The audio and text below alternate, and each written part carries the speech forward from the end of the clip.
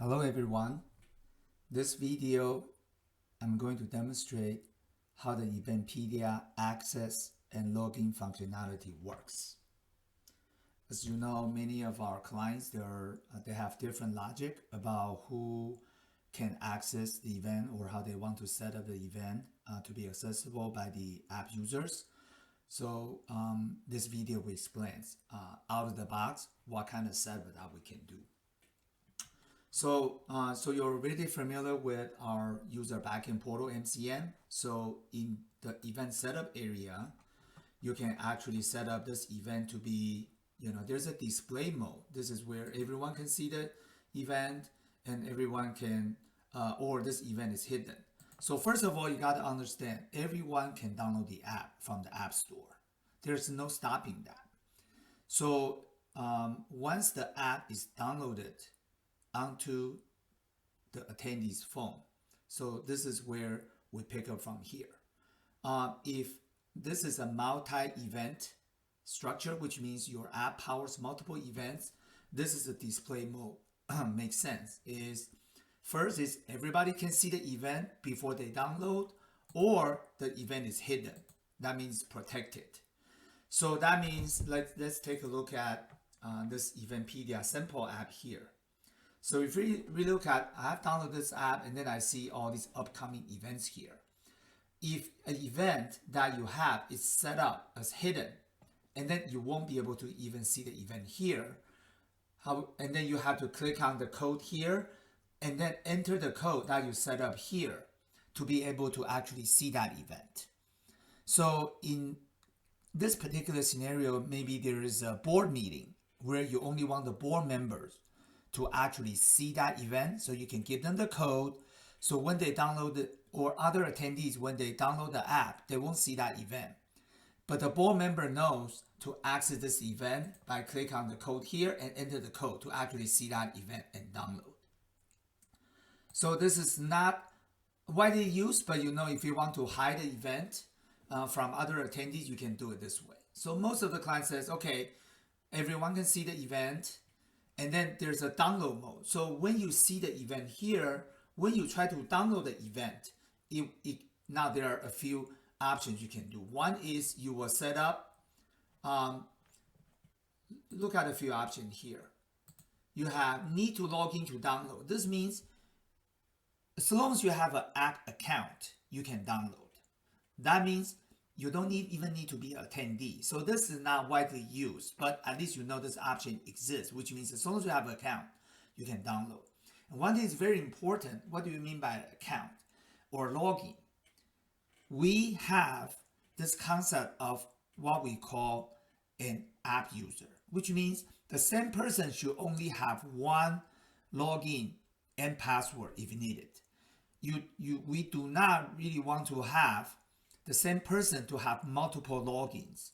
So if you want to implement a username and the password, you want to think about the same person should use the same username and the same password to access the app.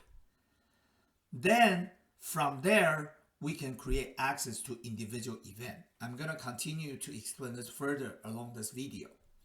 So one option is need to log in to download. That means you can download the event, but you don't have to be an attendee. Usually that's not being implemented by the client.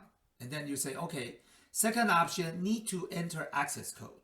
So you can put in the code here. So this means when you try to download this particular event, if you set up the event this way, every attendee will enter the code here, whatever code you specify.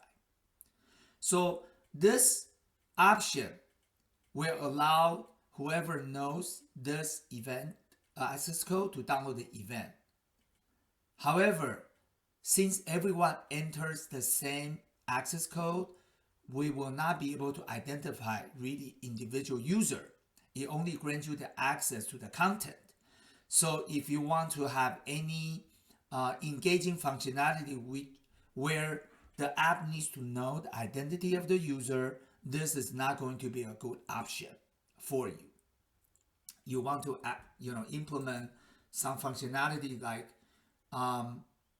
anyone who can see the event can download. This is also an option where you want to set up the multiple event and you want the user, when they launch the app, to enter a login.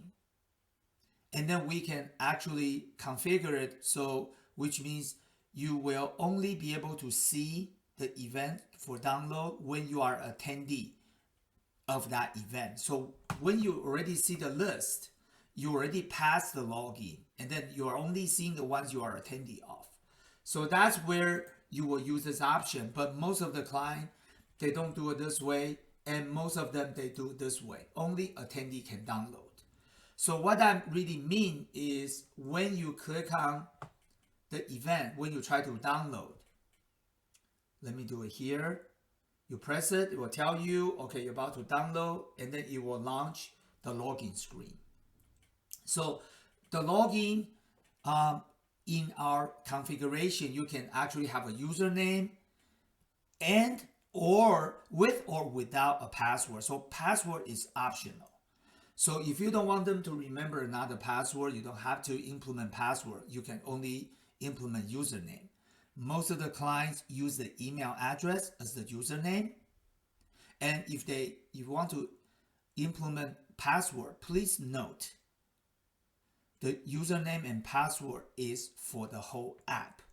So we will highly recommend when you implement password, you want to make sure the password is generic. For instance, ABC app rather than ABC 2023 annual conference, because that password really sort of is geared towards a particular event. However, the username and password is really for using the whole app. So imagine when you have future events for the same person, will access that content with the same username and the same password. So you want to avoid in 2024, 2025, you are still using a password like ABC23. So we will recommend you to use the password that's generic if you want to implement password. The username can be their email address or can be a member ID. As long as it needs to be unique for each individual person. Most of our clients, they use email address as their username. You'll be able to access when you show up the login screen, either with a username or with or without a password, to allow the user to access the event content. So this in general is kind of the out of the box implementation.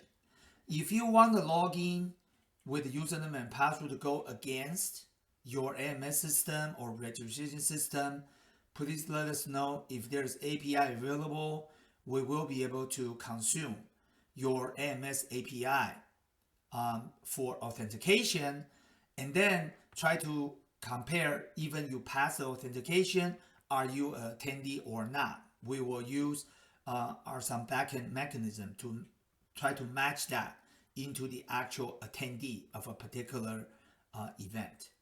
Hopefully this helps. Again, if you have any questions, send an email to Eventpedia team. We'll be more than happy to explain this further. Thank you so much.